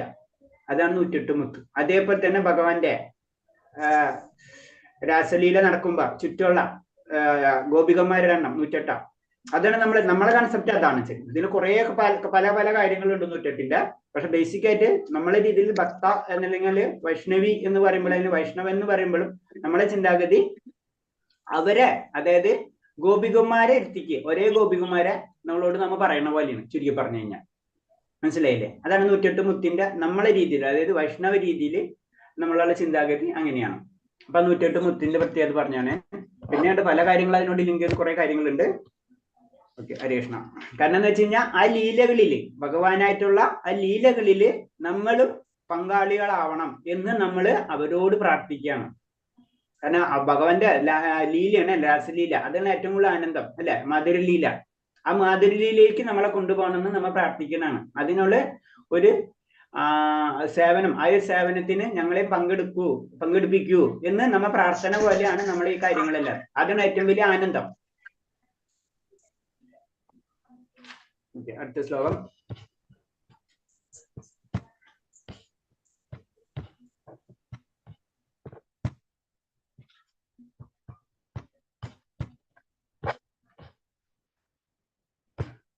ഇതിലില്ല, ഇതിലെന്തോ മിസ്സായിപ്പോയിട്ടോ. 20 വരെ ഉള്ളൂ അല്ലേ ശ്ലോകം? ഓക്കെ, 20ാം ശ്ലോകം. യേ തു ധർമാമൃതമിദം യഥോക്തം പരുപാസതേ ശ്രദ്ധത്താൻ മത്പരമാ ഭക്താസക്താദീവ മേ പ്രിയാം. നാശരഹിതമായ ഈ ഭക്തിയുത സേവന മാർഗം പിന്തുടർന്ന് എന്നെ പരമലക്ഷ്യമാക്കിക്കൊണ്ട് വിശ്വാസത്തോടുകൂടി പൂർണ്ണമായി എന്നിൽ മുഴുകുന്നവൻ എനിക്ക് ഏറ്റവും പ്രിയപ്പെട്ടവനാണ്. വീണ്ടും ഭഗവാൻ എന്താ പറഞ്ഞത്? തീർച്ചയായിട്ടും ആ വിശ്വാസം അല്ലെ, അതായത് ഭക്തിയുത സേവനം പിന്തുടരുക. പിന്നെ അതിലൊരു വേർഡ്സ്, അതിന് നമ്മൾ ഭഗവത പലപ്പോഴും വായിക്കണം, നാശരഹിതമായ. അപ്പൊ അതിന്റെ അർത്ഥം എന്താണ്? ഭക്തി നശിച്ചു പോവില്ല. അതായത് നമ്മൾ ഇപ്പൊ 10 നാമം ജപിച്ച്, നമ്മളെ ഭാഷയിൽ പറഞ്ഞ നമ്മള് ഭഗവാന്റെ അടുത്ത് എത്തണമെങ്കിൽ 1 കോടി നാമം ജപിക്കണം എന്ന് വെക്കാം. അതിനും കണക്കുണ്ട്, പല രീതിയിലുള്ള കണക്കുകളും കാര്യങ്ങളൊക്കെ ഉണ്ട്. ഇതിനൊക്കെ ആചാര്യന്മാരെ അതിന്റെ കണക്കടക്കം ഉണ്ടാക്കി വെച്ചിട്ടുണ്ട്. അപ്പൊ നമ്മളിപ്പോ 10 നാമം ജപിച്ചോളൂ അല്ലെ, 1 കോടി നാമം ജപിച്ചാലേ ഭഗവാന്റെ അടുത്തേക്ക് എത്തുള്ളൂ. പരിശുദ്ധ നാമം 1 കോടിയിൽ ചിലപ്പോൾ 1 ലക്ഷം ആയിരിക്കും. നമ്മൾ 1 ലക്ഷം, നമ്മൾ 1 കോടി ജപിച്ചാലേ നമുക്ക് 1 ലക്ഷം ചിലപ്പോൾ പരിശുദ്ധ നാമം ജപിക്കേണ്ട അവസ്ഥയിലേക്ക് നമ്മൾ എത്തുള്ളൂ. അല്ലെ? നമ്മൾ അങ്ങനെയല്ല, എല്ലാ കാര്യങ്ങളും പ്രാക്ടീസ് ചെയ്ത് എടുക്കണം. പരിശുദ്ധി എന്ന് പറഞ്ഞത് അത്ര ഉണ്ടാവുള്ളൂ അല്ലെ? ഇപ്പൊ കുറെ സാധനം എന്ന് പറയാ, കുറെ അരി വാങ്ങിച്ചു നമ്മൾ, അപ്പൊ അതിൽ കുറെ കല്ലും മണ്ണൊക്കെ ഉണ്ടാവും, അതൊക്കെ കളഞ്ഞ് പരിശുദ്ധിയാക്കി എടുക്കുന്ന പോലെ തന്നെയാണ് ഭക്തിയിലും നമ്മളെ നാമജപത്തിലും അങ്ങനെ തന്നെയാണ് സംഭവിക്കുന്നത്. നമ്മൾ നാമം ജപിക്കുമ്പോൾ 1 ലക്ഷം അല്ലെങ്കിൽ 1 കോടി നാമം ജപിച്ചാലേ 1 ലക്ഷം നമ്മളെ നാമം പരിശുദ്ധ നാമം ഉണ്ടാവുള്ളൂ. അപ്പൊ നമ്മ ഇപ്പൊ ജപിച്ചിട്ടുണ്ടാവും, നമ്മൊരു 5000 10,000 നാമം ജപിച്ചിട്ടുണ്ടാവും. അപ്പൊ 5000-ൽ ചിലപ്പോൾ 10 നാമമായിരിക്കും എന്തായിരിക്കും നമ്മളെ പരിശുദ്ധിയിലേക്ക് കടന്നിട്ടുണ്ടാവുക. ബാക്കി നമ്മൾ അങ്ങോട്ടും ഇങ്ങോട്ടും ചിന്തയും കാര്യങ്ങളൊക്കെ ആയിട്ട് പോയിട്ടുണ്ടാവും. എന്നാലും ഭഗവാന്റെ നാമാണ്, അതിന് 2 ഗുണമുണ്ട്. എപ്പോഴും പുണ്യമുണ്ട്. ഒന്ന് പുണ്യം കിട്ടും, വെറുതെ ഭഗവാന്റെ നാമം ചെയ്യുമ്പോൾ പുണ്യം കിട്ടും. പരിശുദ്ധം കിട്ടിക്കഴിഞ്ഞാൽ എന്താ, ഭഗവാന്റെ ലോകത്തിലെ അക്കൗണ്ട് ക്ലിയർ ആയിക്കൊണ്ടിരിക്കും. അപ്പൊ നാശരഹിതം എന്ന് പറഞ്ഞത് എന്താണ്? നമ്മൾ ചെയ്തത് ഇന്ന് ചെയ്ത് അവിടെ എടുക്കുന്നുണ്ട്, നാളെ അതിൽ കുറച്ച് ചെയ്താൽ മതി. അതായത് നാളെ എന്ന് പറഞ്ഞു കഴിഞ്ഞാൽ അടുത്ത ജന്മത്തിലാണെങ്കിൽ ചിലപ്പോൾ ഒരു 10 ജന്മത്തിൽ കഴിഞ്ഞിട്ടായി, ഈ 10 കഴിഞ്ഞിട്ട് ബാക്കി ചെയ്താൽ മതി. അതാണ് അതിന്റെ ഏറ്റവും വലിയ ബെനിഫിറ്റ്. അതാണ് നമ്മൾ ഒരിക്കലും നമ്മൾക്ക് വിടരുതെന്ന് പറയുന്നത്. നമുക്ക് എപ്പോൾ ചാൻസ് കിട്ടണം, ചിലപ്പോൾ കുറച്ച് കാലം നമ്മൾ ചെയ്തു, നമുക്ക് എന്തെങ്കിലും കാര്യം കൊണ്ട് നമുക്ക് മിസ് ചെയ്യേണ്ടി വന്നു, എന്തെങ്കിലും ചെയ്തു എന്നല്ല, പിന്നെ നമുക്ക് ഇനി ഇതൊക്കെ കഴിഞ്ഞില്ല, ഇനി ഇതൊക്കെ ചെയ്തിട്ട് എന്ത് കാര്യം നമ്മൾ ചിന്തിക്കാൻ പാടില്ല. നമുക്ക് ചാൻസ് കിട്ടിയോ വീണ്ടും സ്റ്റാർട്ട് ചെയ്യാം. വീണ്ടും എന്തെങ്കിലും ഇഷ്യൂ വന്നു, നമുക്ക് പ്രശ്നം വന്നു, നമുക്ക് സ്റ്റോപ്പ് ചെയ്യേണ്ട നമ്മളെ അവസ്ഥ എങ്ങനെ നമുക്കറിയില്ല, സ്റ്റോപ്പ് ചെയ്യുക. സ്റ്റോപ്പ് ചെയ്യാനല്ല പറയുന്നത്, അത് എക്സ്ക്യൂസ് ആയിട്ട് എടുക്കരുത്. അത് ക്ലിയർ ആയിട്ട് പറഞ്ഞു, ദൃഢനിശ്ചയ സതതം കീർത്തിയന്തോമ യഥഞ്ജസ്ത ദൃഢനിശ്ചയ എന്നാണ് പറഞ്ഞത്. എന്നാലേ നമ്മൾ വിജയിക്കുള്ളൂ എന്ന് പറഞ്ഞിട്ടുണ്ട്. എന്നിരുന്നാലും നമ്മളെ ഇതനുസരിച്ച് പറയുന്നത് നമ്മൾ എന്താ ചെയ്യാ, അങ്ങനെ വിട്ടാലും പിന്നെ ചാൻസ് കിട്ടിയും വീണ്ടും സ്റ്റാർട്ട് ചെയ്യാം. ഇതെപ്പോഴും നാശരഹിതമാണ്. അതെപ്പോഴും നമ്മുടെ മനസ്സിലുണ്ടായിരിക്കണം. പരംപുരുഷനെ പ്രാപിക്കുന്നതിനും ആത്മസാക്ഷാത്കാരത്തിനും ഒരേ ഒരു മാർഗമാണ് ഭക്തിയുത സേവനം. ഇതല്ലാതെ ഒരു മാർഗവും ഇല്ല. ഭഗവാന്റെ അടുത്തേക്ക് എത്തണമെങ്കിൽ ഭക്തിയുത സേവനം അല്ലാണ്ട്, ഭക്തി അല്ലാതെ ഒരു ഷോട്ട് അവിടെ സ്വർണം കൊണ്ട് വെച്ചിട്ടോ അല്ലെങ്കിൽ അമ്പലം പണിത് കൊടുത്തിട്ടോ ഒന്നും നമുക്ക് കാര്യമില്ല. അതൊക്കെ നമ്മൾ പറഞ്ഞു. ഇപ്പൊ തന്നെ അമ്പലം പണിത് കൊടുക്കുക എന്ന് പറഞ്ഞു കഴിഞ്ഞാൽ നമ്മൾ താഴത്തെ ഗ്രേഡിലുള്ള ലെവലാണ്. കാരണം ഭക്തിയുത സേവനമാണ് നമ്മൾ ചെയ്യേണ്ടത്, ബാക്കിയൊക്കെ നമ്മളെ സപ്പോർട്ടിങ് മാത്രമാണ്. ധർമ്മത്തോട് കൂടിയ ഭഗവാൻ ഉപദേശം സ്വീകരിച്ച് ഭഗവാന്റെ പരമാശ്രമയെ കരുതി പൂർണ്ണ വിശ്വാസത്തോടെ കർമ്മങ്ങൾ അനുഷ്ഠിക്കുന്ന ഭക്തൻ ഭഗവാന് അത്യന്തം പ്രിയപ്പെട്ടവനാകുന്നു. അപ്പൊ ഭഗവാന്റെ ആശ്രയം നമ്മൾ എടുക്കുക, അതേപോലെ തന്നെ നമ്മൾ ചെയ്യുക, അത്രേ ഉള്ളൂ.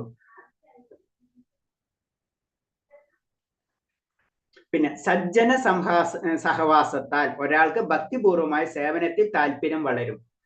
അത് നമ്മൾ അടുത്ത് പറയുന്നത്. നമ്മൾ എന്താണ് ഇത് കീർത്തനം, നമ്മൾ ഭഗവാന്റെ കാര്യങ്ങൾ കേൾക്കണം, എപ്പോഴും നമ്മൾ പരിശ്രമിച്ചുകൊണ്ടിരിക്കും. നമ്മൾ 1 മണിക്കൂറിനെങ്കിൽ 1 മണിക്കൂർ, ഈ 1 മണിക്കൂറിന്റെ പ്രത്യേകത എന്താണ്, നമ്മൾ സംസാരിക്കണം മുഴുവനും ഭഗവാന്റെ കാര്യങ്ങളാണ് അല്ലെ? അപ്പൊ നമ്മൾ എല്ലാവരും, ഇതിലുള്ള എല്ലാവരും എന്താണ്, ഭഗവാന്റെ കാര്യം വേണ്ടി കേൾക്കാൻ വന്നിരിക്കുകയാണ് അല്ലെ? അപ്പൊ നമ്മൾ ഇൻഡയറക്റ്റ് ആയിട്ട് എന്താണ് നമ്മൾ സംഭവിക്കുന്നത്, നമ്മൊരു സജ്ജന സഹവാസത്തിലായിരിക്കണം. അല്ലാത്തൊരു ഇതിൽ വരില്ല, ഭഗവാന്റെ കാര്യം കേൾക്കാൻ ഇഷ്ടമില്ലാത്തൊരു ഇതിലുണ്ടാവില്ല. അപ്പൊ എന്താണ്, അവിടെ തന്നെ സജ്ജന, എല്ലാവരും പോയിന്റ്, നമ്മുടെ ചിന്താഗതി എല്ലാവരും ഒരേപോലെ ആവണം. സജ്ജന സഹവാസത്തിൽ ഒരാൾക്ക് ഭക്തിപൂർവമായ സേവനത്തിൽ താല്പര്യം വളരും. അതാണ് പ്രത്യേകത.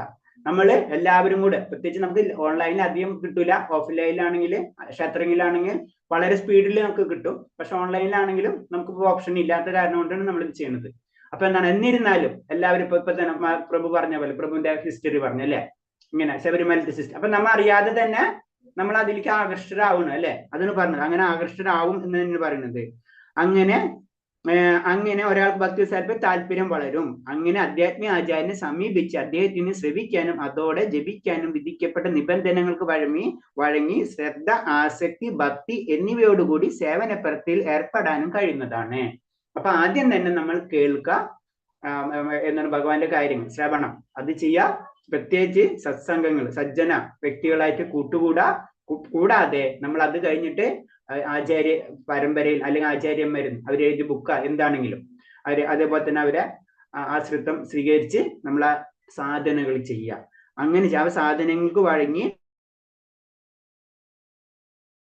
ശ്രദ്ധ, ആസക്തി, അതുപോലെ തന്നെ ഭക്തി, ഇതിൽ കൂടെ പോയി കഴിഞ്ഞാൽ തീർച്ചയായിട്ടും ഭക്തി സേവനത്തിലേക്ക് നമുക്ക് കടക്കാൻ കഴിയും എന്നാണ് പറയുന്നത്. നമ്മൾ ആ 1 മണിക്കൂർ ഭഗവാന് വേണ്ടി മാറ്റി വയ്ക്കുന്ന ഈ സമയം. അങ്ങനെ ആയിരിക്കണം നമ്മൾ. വേറെ പല പരിപാടി ഉണ്ടെങ്കിലും അന്യഭിലാഷിത ശൂന്യ, അതായത് ഒരു അഭിലാഷവും ഇല്ല ഇതിൽ. നമ്മൾ വേറെ ഒന്നും കിട്ടാനില്ല നമുക്ക് ഇവിടെ വന്നിരിക്കുന്നത് അല്ലെ? അങ്ങനെ ആയിരിക്കണം എല്ലാ കാര്യങ്ങളും നമ്മൾ ചെയ്യേണ്ടത്. ആ സമയം നമുക്ക് ബാക്കി പല കാര്യങ്ങളും നമ്മൾ ചെയ്യേണ്ടത്, അതിനൊക്കെ നമുക്ക് ലക്ഷ്യം ഉണ്ടാവും. പക്ഷെ ഇതില്ല, ഒരു ലക്ഷ്യം ഇല്ലാണ്ടാണ്. അപ്പൊ ഒരു ലക്ഷ്യം ഇല്ലാത്ത കാര്യം കുറച്ച് നമ്മൾ ചെയ്യാം, അതും ഭഗവാൻ തന്നിട്ടുണ്ട്. ആ ലക്ഷ്യമില്ലാത്ത കാര്യം, നമ്മുടെ ലക്ഷ്യം വേറെ ഉണ്ടെങ്കിലും എന്താണ്, ആ ലക്യം എന്ന് പറഞ്ഞാൽ ഭഗവാനാണ്, പക്ഷെ വേറൊരു ലക്ഷ്യമില്ല നമുക്ക്. ആ അവസ്ഥയിലേക്ക് നമ്മൾ മാറണം. കുറച്ച് സമയം അതിനു വേണ്ടി ആ ലക്ഷ്യമാണ് നമ്മുടെ ലക്ഷ്യം. അതാണ് രസം. നിരപേക്ഷ സത്യത്തെ അവ്യക്തിഗതമായി സങ്കല്പിക്കുന്ന ഒരാൾ ബലം ഉദ്ദേശിക്കാത്ത കർമ്മം അനുഷ്ഠിക്കുകയും ദാനിക്കുകയും ശരീരത്തെയും ആത്മാവിനെ കുറിച്ച് അറിവ് നേടാൻ ശ്രമിക്കുകയും ചെയ്യും. ഒരു ശുദ്ധഭക്തന്റെ സാമ്യമില്ലാതിരിക്കെ ഇത് ആവശ്യമാണ്. കാരണം എന്ന് വെച്ചാൽ ഇനീഷ്യൽ സ്റ്റേജില് അവ്യക്തിഗത അല്ലെങ്കിൽ നിരപേക്ഷ സത്യം അത് പറഞ്ഞില്ലേ നമ്മള്.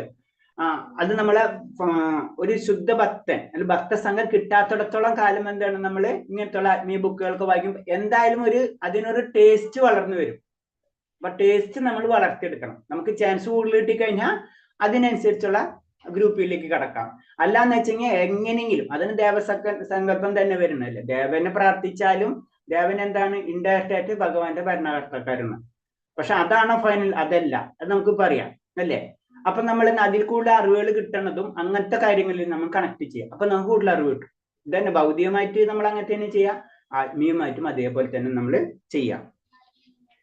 അപ്പൊ അതിന് പറഞ്ഞത് നാശരഹിതമാണ്. അതിന് ഏറ്റവും 12-ാം അധ്യായത്തില് 20-ാമത്തെ ശ്ലോകത്തില് ഭക്തിയോഗം നിൽക്കുന്നത് തന്നെ നമ്മൾ ഓരോ അധ്യായങ്ങളും കറക്റ്റ് കൊണ്ട് നിർത്താണ് ചെയ്യുന്നത്. കറക്റ്റായിട്ട് തുടങ്ങും, കറക്റ്റായിട്ട് കൊണ്ട് നിർത്തും. കറക്റ്റ് ഓരോ ശ്ലോകത്തിന്റെയും ഓരോ ലൈനും പ്രത്യേകത ഉണ്ട്. അതിന് ഭഗവത് നമ്മൾ 10 പ്രാവശ്യം വായിച്ചാൽ 10 അർത്ഥം നമുക്ക് കിട്ടുന്നുണ്ട്. നാശരഹിതമായ ഭക്തിയുദ്ധ സേവനം, അതിന് മാത്രം നാശമില്ല. പിന്നെ എല്ലാതും നശിച്ചു അല്ലെ. നമ്മളെ ബന്ധുക്കള് ധനം, സൗന്ദര്യം, ജ്ഞാനം, നമ്മളെ ശരീരം ഒക്കെ നശിച്ചു. നശിക്കാത്തത് ഒന്നേ ഉള്ളൂ, അത് നമ്മളെ ഭക്തിയുദ്ധ സേവനം. ഭക്തി മാത്രം നമുക്ക് നശിക്കില്ല എന്ന് പറയുന്നത് അത് ഭഗവാൻ തന്നിട്ടുള്ള ഗ്യാരണ്ടിയാണ്. ഹരേ കൃഷ്ണ. അപ്പൊ നമുക്ക് 12-ാം ശ്ലോകം വെച്ചിട്ടുണ്ടെന്ന് പറഞ്ഞത്.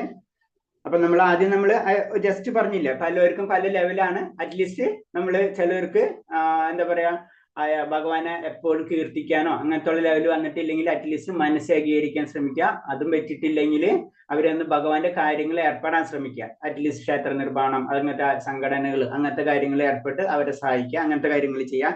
അതും ചെയ്യാൻ പറ്റിയിട്ടില്ലാത്തവർ എന്താ ചെയ്യുന്നത്? അറ്റ്ലീസ്റ്റ് എന്താ പറയാ ജീവകാരുണ്യ പ്രവർത്തനങ്ങളിലൊക്കെ കാര്യങ്ങളിൽ ഏർപ്പെടാം. അതും ചെയ്യാൻ പറ്റുന്നില്ല എന്ന് കഴിഞ്ഞാൽ ജ്ഞാനം, ഭഗവാൻ എന്താണെന്നൊക്കെ ഒന്ന് അറിയാം. ഒരു ജിജ്ഞാസത്തോടുകൂടി കാര്യങ്ങൾ പ്രവർത്തിച്ചു നോക്കാം. പിന്നെ ശരിക്കും ഒരു ഭക്തൻ എന്ന് പറയുമ്പോൾ കുറെ ഗുണങ്ങൾ ഭഗവാൻ പറഞ്ഞിട്ടുണ്ട്. ഇങ്ങനൊക്കെ ആയിക്കഴിഞ്ഞാല് പരിപൂർണ ഭക്തനാവും എന്ന് പറയുന്നുണ്ട്. അതിൽ മെയിനായിട്ട് ഇപ്പൊ നമ്മൾ പറഞ്ഞ പോലെ ദുഃഖിക്കുകയോ ആഗ്രഹിക്കുകയോ അങ്ങനത്തെ കുറെ പോയിന്റ്സുകൾ പറയുന്നുണ്ട്. ഈ അവസ്ഥയിലേക്കൊക്കെ നമ്മൾ എത്തണം. അങ്ങനെ എത്തിയാലേ ആ വ്യക്തിനെ പരിപൂർണമായിട്ടുള്ള ഭക്തൻ എന്ന് പറയുള്ളൂ എന്ന് പറയുന്നത്. പക്ഷെ എന്താണ് പിന്നെ ഒരു കാര്യം ഭഗവാൻ ഗ്യാരണ്ടി തരുന്നത് നാശരഹിതമാണ്. എന്ത്? ഭക്തിയുദ്ധ സേവനം എന്നും കൂടെ പറഞ്ഞു നിർത്താണ്. അതായത് നമ്മൾ ഈ ജന്മത്തിൽ ചെയ്തിട്ടുണ്ടെങ്കിൽ അത് അടുത്ത ജന്മത്തിലും കിട്ടും. അതിന് എക്സാമ്പിൾ നമുക്ക് ഇപ്പോഴെ തന്നെ ചിന്തിച്ചാലേ അറിയാം. ചില കുട്ടികളെ ശ്രദ്ധിച്ചാലറിയാം അല്ലെ. വളരെ ചെറുപ്പത്തിൽ നിങ്ങൾക്ക് പലപ്പോഴും അങ്ങനെ ചില അനുഭവങ്ങൾ ഉണ്ടായിട്ടില്ലേ, കേട്ടിട്ടില്ല, അറിഞ്ഞിട്ടില്ലേ? അങ്ങനത്തെ നമ്മുടെ വീടുകളിലോ കുടുംബങ്ങളിലുള്ള അറിയുന്ന ആരെങ്കിലും ഉണ്ട് അങ്ങനത്തെ കാര്യങ്ങൾ?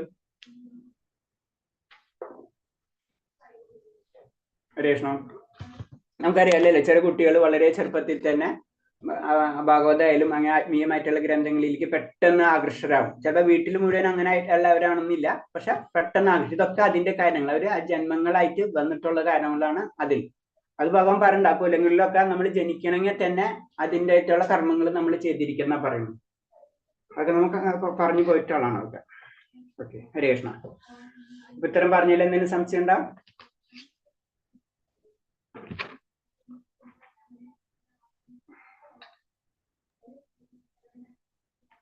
ക്ലിയർ ആണോ? അപ്പൊ ഞാൻ ചോദിക്കട്ടെ, ഞാൻ ഇങ്ങോട്ട് കുറച്ച്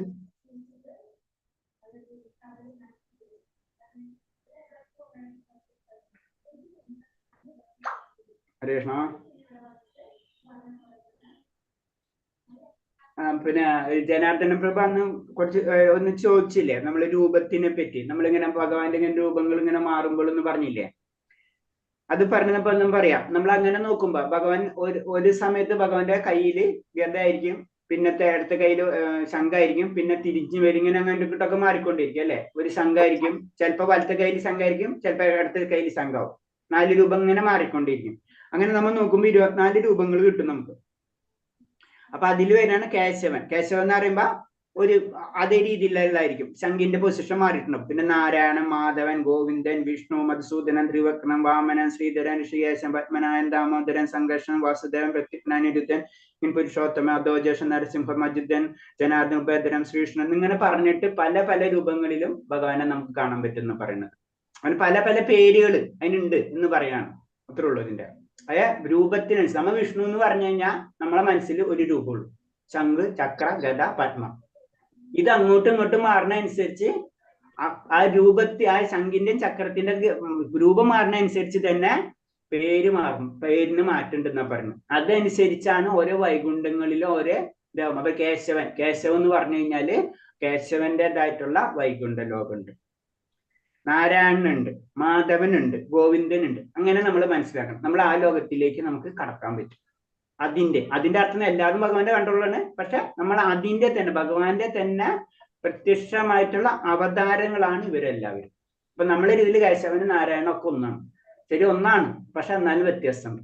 അതാണ് മനസ്സിലാക്കേണ്ടത്. ഹരേഷ്,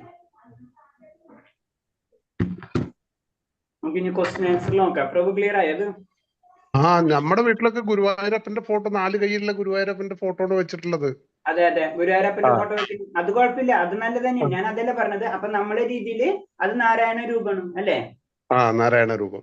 അതെ തന്നെ. അപ്പൊ നാരായണ രൂപത്തിൽ അങ്ങനെയാണ്.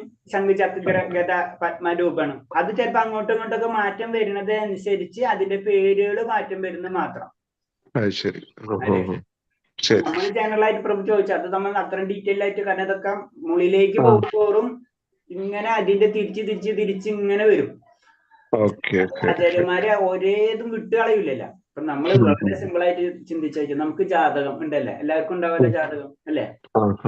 ജാതകത്തിൽ എഴുതിയിട്ടുള്ള പല കാര്യങ്ങളും കുറെ സത്യമായിരിക്കും, കുറച്ചൊക്കെ വ്യത്യാസങ്ങൾ ഉണ്ടാവും. ചിലർ 90%, 100% സത്യമായിട്ടുണ്ടാവും, ചിലർ 10%. എന്ത് തന്നെയായാലും അത് സത്യമാണ്. അത് ചിലപ്പോ ഉപയോഗിക്കാൻ അറിയാത്തവരുടെ പ്രോബ്ലം കൊണ്ടായിരുന്നു നമുക്ക് കറക്റ്റ് ആയിട്ട് കിട്ടും. അത്ര നമുക്കറിയാം അല്ലെ? അതായത് അത് വായിക്കാൻ അറിയാത്തവരെ, നമ്മൾ അറിയാത്ത പണിക്കാരെ അടുത്ത് കൊണ്ടുചെന്ന് ചിലപ്പോൾ അവർക്ക് കറക്റ്റ് ആയിട്ട് അറിയില്ല. നന്നായിട്ട് അറിയുന്നവരുണ്ടെങ്കിൽ അവർ കറക്റ്റ് ആയിട്ട് എല്ലാ കാര്യങ്ങളും പറഞ്ഞു. അപ്പൊ ശാസ്ത്രത്തിന്റെ കുഴപ്പമില്ല അല്ലെ? അത് ഉപയോഗിക്കുന്ന ആൾക്കാരുടെ കുഴപ്പമാണത് അല്ലെ? അതായത് പഠിക്കണ ലെവല് അവർ അത്രയും പഠിച്ചിട്ടില്ല, അത് കാരണമുണ്ട് അല്ലെ? തീർച്ചയായിട്ടും. അപ്പൊ ശാസ്ത്രം പഠിച്ചതിന്റെ കുഴപ്പം അല്ലെങ്കിൽ പഠിക്കാത്തതിന്റെ കുഴപ്പം അല്ലെങ്കിൽ എത്ര ലെവലാണ്. ഞാൻ ഒരു കാര്യം അങ്ങോട്ട് ചോദിക്കണേ, ഇത് എഴുതിയ ആൾക്കാരെ പറ്റി ചിന്തിച്ചിട്ടുണ്ടോ? മനസ്സിലായില്ലേ? ആ ശാസ്ത്രം രചിച്ച ആൾക്കാർ എന്തായിരിക്കും? മനസ്സിലായി? അപ്പൊ അവരെ തല എന്തായിരിക്കും? അപ്പൊ അതിന് നമ്മൾ പറയുന്നത്, ഇതൊന്നും നമ്മൾ ചിന്തിക്കുന്നതിന്റെ അപ്പുറത്താണ് ആചാര്യന്മാരെ ലെവല് എന്ന് പറയുന്നതാണ്. അല്ലെങ്കിൽ നമ്മളെ രീതിയിൽ നമ്മൾ പറയും ഋഷിമാരെന്ന് പറയാം നമ്മൾ അല്ലെ? അവരെ ലെവൽ ഈശ്വരൻ എന്ന് നമുക്ക് പറയുന്നതാണ്. ഋഷിമാര് ഈശ്വരന് തുല്യമായിട്ടുള്ള അവസ്ഥയിൽ എത്തുമ്പോഴാണ് അവരിങ്ങനത്തെ കാര്യങ്ങൾ അവർക്ക് ചെയ്യാൻ പറ്റുള്ളൂ. അവർക്കാണ് പല രീതിയിലുള്ള മുക്തി, എന്താ പറയുക, സിദ്ധികൾ, അത് നമ്മൾ പഠിക്കും. സിദ്ധികൾ പ്രഭു കേട്ടിട്ടുണ്ടാവും. സിദ്ധികൾ നമ്മൾ പഠിച്ചിട്ടുണ്ട് അല്ലെ? കേട്ടിട്ടുണ്ട് സിദ്ധികളൊക്കെ. അപ്പൊ ആ സിദ്ധികൾ എന്ന് പറഞ്ഞാൽ ചെറിയ സിദ്ധികളും ചെറുതാൻ പറ്റും, വലുതാൻ പറ്റും. അതുപോലെ തന്നെ ഗ്രഹങ്ങൾ നിർമ്മിക്കാൻ പറ്റും. അതൊക്കെ നമ്മളെ അത്രയൊക്കെ ഉള്ളതാണ്. അതൊന്നുമല്ല, അതിന്റെ അപ്പുറമാണ് നമ്മൾ അന്വേഷിക്കുന്നത്. മനസ്സിലായി? അപ്പൊ അതിന്റെ ബുദ്ധിമുട്ട് നമുക്കുണ്ടാവും.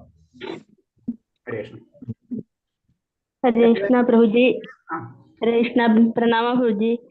ഞാനേ ഗുരുവായൂരോട്ട് പൊയ്ക്കൊണ്ടിരിക്കുവോ, ഞാൻ ഇറങ്ങട്ടെ. നാളെ ഞാൻ കാണൂല, മിനിമാതാജി കാണും പ്രഭുജി.